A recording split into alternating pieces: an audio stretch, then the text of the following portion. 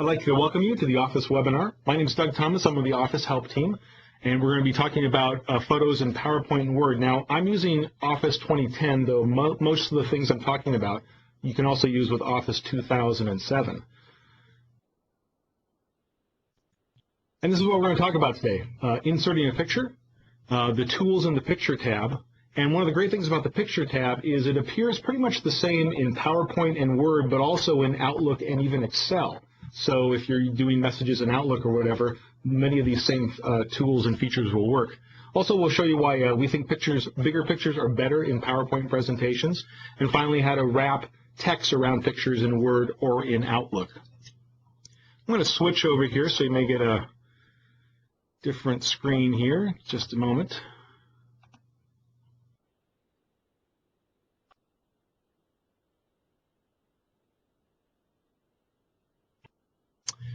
Okay, you should be seeing a blank PowerPoint slide. And to get pictures, we're going to go over here to the upper left-hand corner and type and click Insert.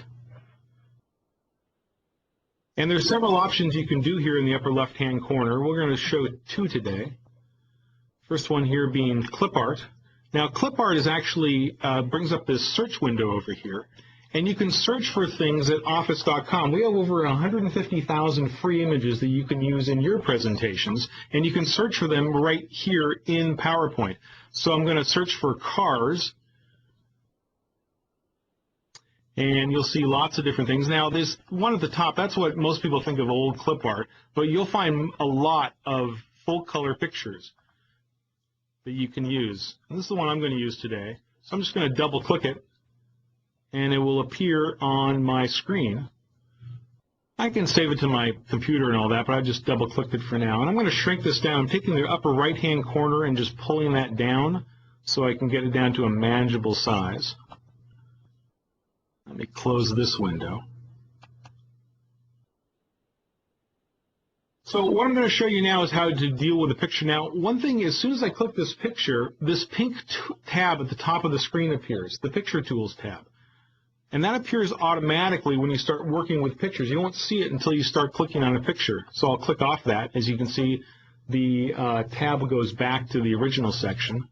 I'll click again to the picture, and the tab there appears. Now, this middle section here is picture styles. There's lots of different picture styles, as you can see. And you just simply mouse over them.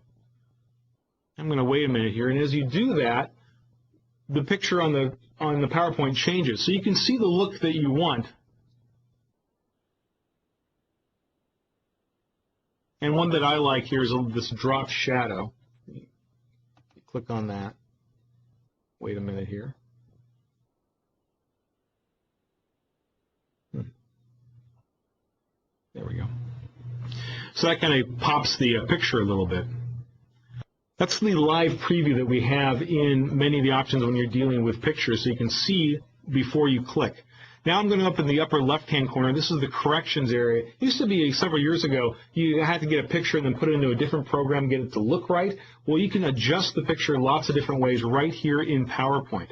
So the first area is corrections, and you get kind of a menu here. The first one is sharpen and soften, which I don't know if you can see. These are kind of subtle differences to make a picture a little crisper or soften it if you need to. But the ones below are with brightness and contrast. So if your picture is too dark, you can lighten it up. Vice versa, if your picture is too light, you can darken it.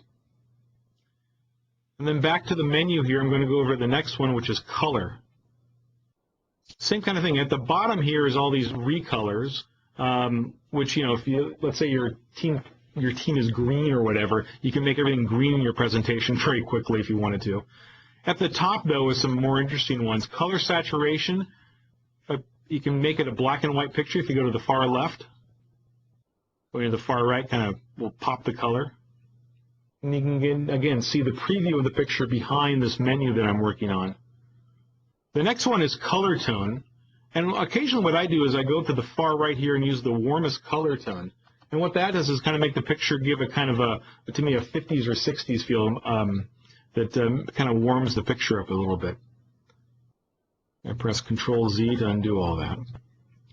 Next is artistic effects, and this is a great time waster. It is a good time waster because you can see all these different kind of cool things you can do with the picture. It makes it look almost artistic in a lot of ways.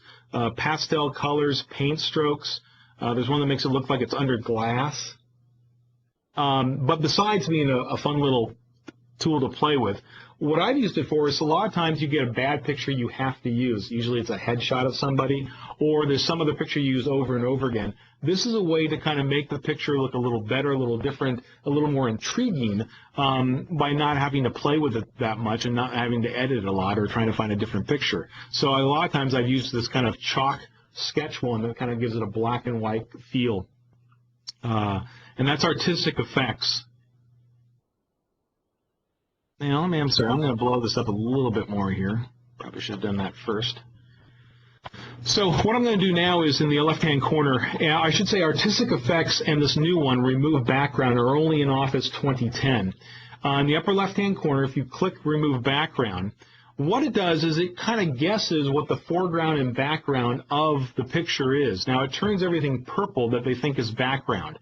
But you can change and kind of tell, as I say, tell the computer, which is not, what the background is by moving things around, these little anchors on the top of the page. And then you can actually drill in and tell the computer what's background, what's not. And that's with these buttons here at the top. The green is areas to keep. The red is areas to remove. So I want to remove this road back here. So I get a little pencil. I'm just going to click and draw a line. And that removes that part of the background. And then areas to keep, I want to keep all the car. I want to keep the wheel. And I'm going to remove, let's see here, this area back here of the grass and the road. Well, again, sometimes it takes, you have to kind of play with it a little more to get all that done. But let me just try to make a couple more marks here.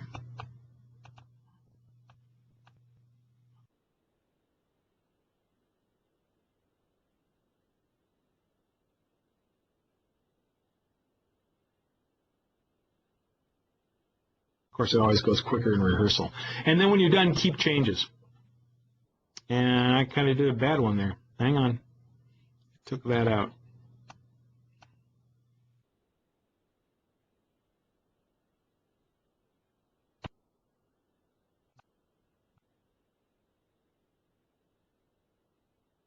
Wow. This is not going as well as I thought. So what I'm going to do is I'm going to discard all changes. I'm just going to start again really quick. I just want to kind of show you what it does here really quick. So let me just, without minutely doing it.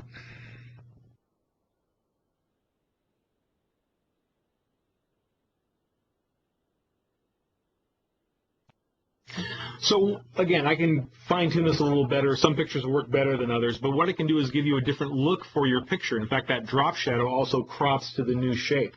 So that's background removal. Let me undo all that.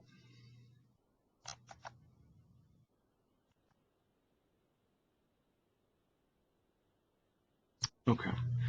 Now, one thing I'm going to do here is I'm going to expand this left-hand panel, which is kind of the preview. Now, bigger is better. One thing we try to do is get words off PowerPoint slides and get pictures and images to tell stories. Now, let's say I want to use this picture, but I want to tell the driver's story. That's what I want to do. So what I'm going to do is I'm going to expand this picture. It's actually going to be bigger than the slide. And what I can do to see what the final slide looks like, this is going to look a little funny for a minute. Sorry about that. I'll expand it just a tad more. Okay. Now, I can't really tell what's on the slide and what's not, but if you look at the little preview on the left-hand side of your screen, that shows you what the final slide is going to look like. So that's how I can tell, look, he's now centered, or I can bring it over a little farther right. So I'm now just telling his story. Even though the working image in the middle has the woman and the rest of the car, if you look in the upper left-hand corner, you see what the final slide is going to look like. And one thing that I always try to find in pictures is a nice negative space. And you notice this road back here. So I'm going to go up here to Insert, and now I'm going to insert a text box. And this is where maybe I can put, what I'm trying to talk about, the product, whatever that is. Your message can go here. And I can play with the font a little bit and get that looking better.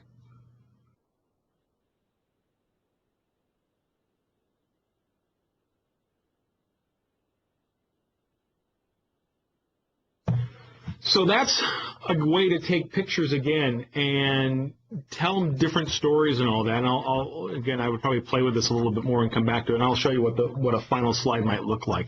But I want to go quickly to moving text around images. So we're going to go over here to Word, and the program's going to change again here. And you should be seeing at some point a Word document. So the same kind of thing here, I'm going to put a picture. So the same thing, I'm going to go up to Insert in the upper left-hand corner, click that. Now I'm going to hit Picture because the picture I want is on my computer. So I'm going to click that. And then picture I want is on my desktop. Some fall foliage. Again, I'm going to drag the upper right-hand corner to shrink it down a little bit. And there it appears. Now, in Word and Outlook, what you'll find is this wrap text tool. It's in the upper right-hand corner. Again, the Picture tab appears because I'm automatically on a picture. And there's live preview here, too. So whatever I pick, I can show what it is. But for time's sake, the one that most people use is just Square, which squares the top of the text with the picture. And then in Word, you also have this position button, so you can actually, where you want this picture. You want it at the bottom of the text or in the middle. And again, live preview just works. I'm going to put it in the upper right-hand corner here. And there's other layout options. You can get down to using numbers if you want to of how big you want the picture and where you want the picture. But that's all in Word. And also I use that a lot in Outlook when you put pictures in an Outlook message.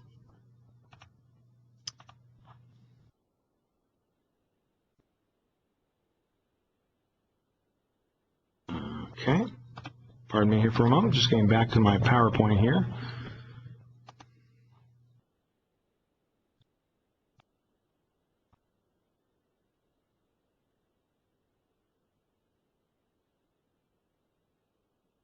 Well, that wraps it up for this quick 15-minute webinar. Let me just click through here real quick.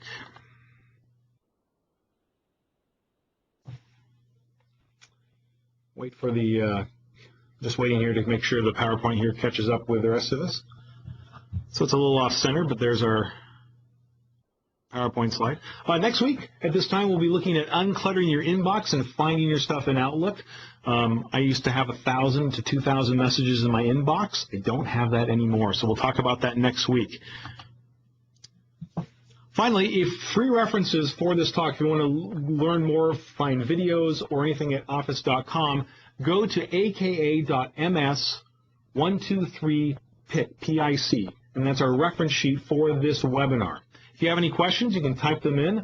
David and Chris and I will stick around for a few minutes to answer your questions about using pictures in PowerPoint and Word.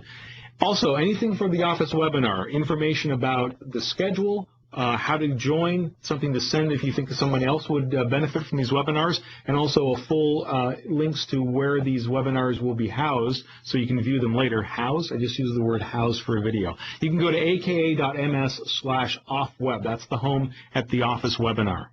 And with that, thank you for joining our Office 15-minute webinar. We'll see you next week, and we'll open up for questions and just type them into the IM window, and we'll stick around here for a few minutes. Thank you.